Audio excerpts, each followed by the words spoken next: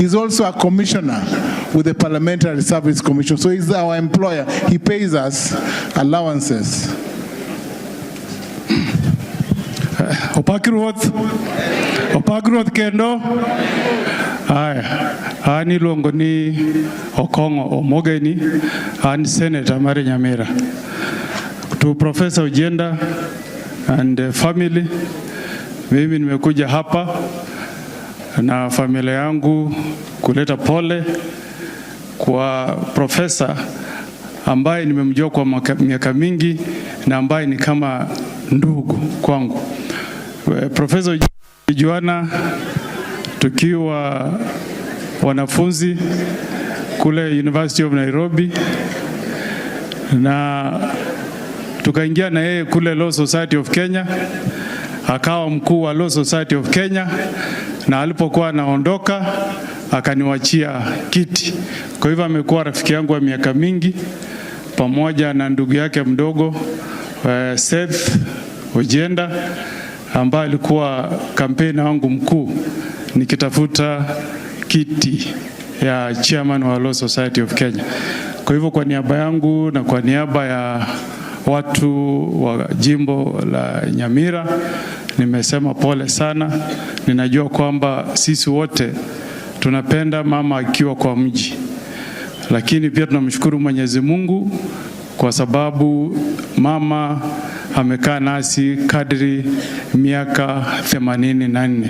Kwa hivyo tunamshukuru Mwenyezi Mungu kwa miaka ambayo alitupatia mama, na tunasema pole sana. Naomba mkiniruhusu, nilikuja na mke wangu wako pale, Madam Jacqueline. Si usimame tu ufanye namna hii. Yes, mano nyari imbo osiepchunya nyako mwahera kabisa. Huyo ndiye anachunga kule watu wa Nyamira. Pili na ya mwisho, mimi nimesikiza Archbishop Daktari Ligawa akihubiri hapa, na daktari amesema hii pumzi ambayo Mungu ametupatia ni ya bure, na amesema tuitumie hiyo pumzi vizuri, na utumie hiyo pumzi ukimheshimu Mwenyezi Mungu na ukitenda mema kwa wananchi. Akasema ukitenda mabaya unaweza kutana Mwenyezi Mungu kwa kona mbaya. Mimi namheshimu ndugu yangu rafiki Ochanda ambaye nimemjua kwa siku mingi, lakini naomba unisamehe kwamba kwa maneno ya kodi hatuko pamoja hapo. Kwa sababu wananchi hawa ile mshahara yao yenye rais wetu ambaye tunampenda na tunamtambua Mheshimiwa Ruto, vile aliingia serikalini, ile mshahara alipata mwalimu akiwa naye, mshahara ni ule ule. Budget yake ya kwanza aliposoma aliongeza ushuru, aliweka housing levy, hiyo ikawa inakata pesa ya wale ambao wameajiriwa katika serikali yetu. Akaweka pesa ya kuongeza mafuta, mshahara ni ule ule, haujaongezeka. Hiyo ni bajeti ya kwanza. Sasa imekuja bajeti ya pili, mwananchi ni yule yule. Na mimi nasema kama mtu ambaye leo ni Mwadventista, mimi kama sio urafiki wa Ojenda singekuwa hapa. Bajeti ya pili unasema tena mwananchi yule yule, unataka tena umuongezee kodi. Hata mkate, mimi nilipoenda shule, familia yetu ilikuwa maskini. Mkate hii ndio nilikuwa nakula niende nisome. My friend Ochanda, nakuomba ukienda kupiga kura, kumbuka kwamba watu wako ambao wana represent wanataka watoto wao wakule mkate. Akwayo kigo kura, dhigo kura mari no. That's what pinyo say wacha kosoka wacha.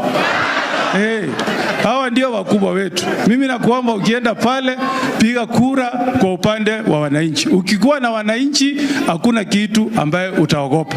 Ukiangalia budget ya kule Marekani, wamesema kwa sababu shida ya COVID, hakuna tax Biden anaongeza hata kidogo. Instead Biden anasema wale wanyabiashara, wale wanaofanya biashara, ameweka kwenye budget pesa atawapatia kuwasaidia kulipa rent kwa biashara. Ukienda kule Australia, ule prime minister ameingia mpya saa hii, amesema hataongeza kodi hata moja. Instead amesema anaongezea wa Australia pesa mfukoni. Ukienda kule Uingereza, wale walikuwa wanatawala sisi, budget imesomwa na ule waziri anaitwa Hunt, amesema hakuna Muingereza ataongezewa kodi. Sembuse, je, kwa nini wananchi wa Kenya waumizwe? Nyasao wethi uruero kama ano.